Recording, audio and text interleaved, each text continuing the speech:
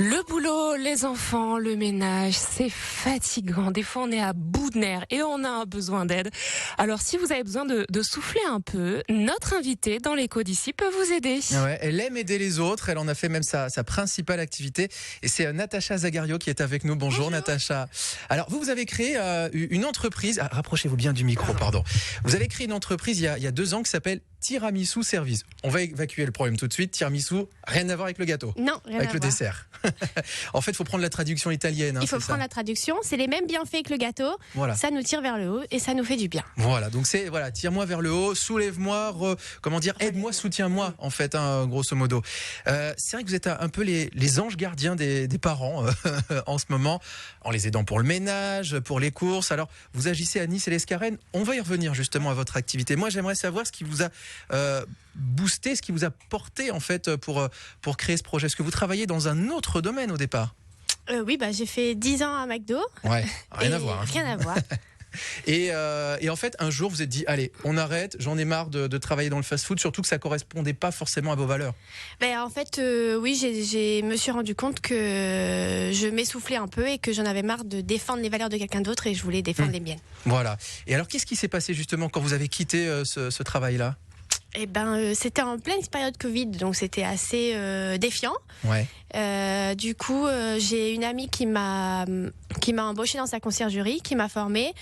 Et elle m'a dit, tu devrais te mettre à ton compte et essayer. Et en fait, je me suis rendu compte que dans les Airbnb, il n'y avait pas beaucoup de contacts avec autrui, en fait. Et du coup, vu que j'étais en pleine période maman, bébé, tout ça, je me suis dit que les mamans, ça me plaisait beaucoup.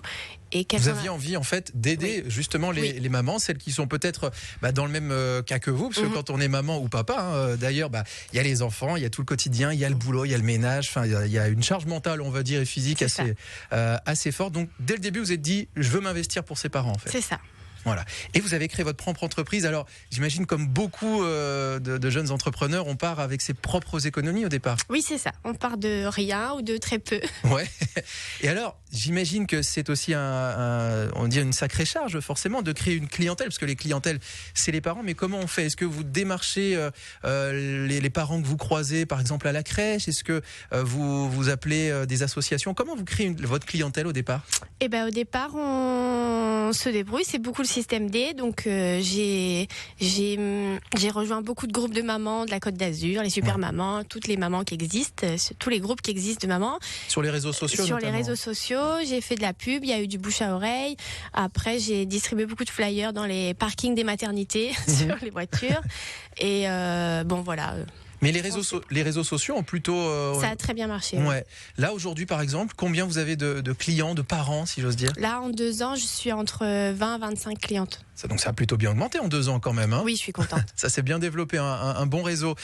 Et puis je crois qu'il y a des avantages parce que eux, vous leur proposez à ces parents de les aider pour le ménage, pour les courses notamment. Et puis il y a un avantage aussi pour eux, en plus de l'aide. Ouais, j'ai réussi à obtenir l'habilitation auprès d'URSSAF pour avoir le crédit d'impôt immédiat. Ah ouais. Donc en fait, elles ne sont prélevées que la moitié de la facture. Tout simplement. Voilà. Ils n'ont pas à attendre l'année prochaine, sauf si elles le demandent. En fait, c'est à la demande. C'est une option à la demande. D'accord. Donc double avantage finalement à faire appel à vos services avec Tiramisu Service.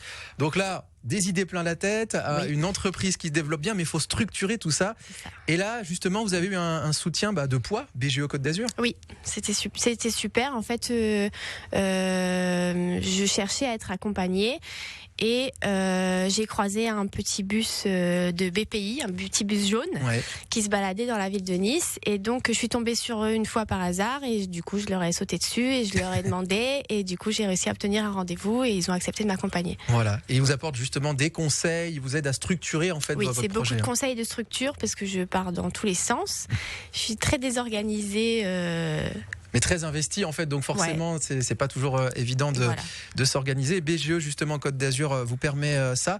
Voilà. Et aujourd'hui ça marche encore. C'est ce qui vous a permis d'accélérer le projet et de faire en sorte que ça marche. En fait, il m'aide à gérer, à me dire quelles sont les priorités et à voir à court terme, à long terme et à bien structurer vraiment le projet. Voilà. Et en plus, je crois qu'aujourd'hui vous n'êtes pas toute seule à proposer vos services. Vous avez créé justement un réseau de partenaires. C'est ça. Donc je travaille avec 2 personnes qui sont aussi en auto-entreprise et qui ont l'air d'aimer travailler avec moi.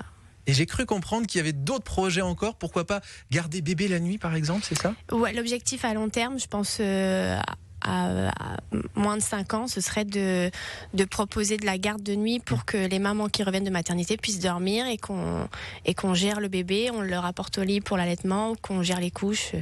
Voilà, de la nounou, quoi. En tout cas, les parents vous remercient, je pense, Natacha.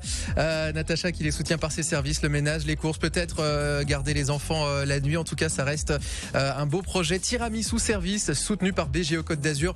Merci Natacha, vous étiez notre invitée dans l'écho d'ici ce matin. Merci à vous. L'écho d'ici avec Orange. Vivez en très haut débit avec la fibre et la 5G. Rendez-vous sur orange.fr.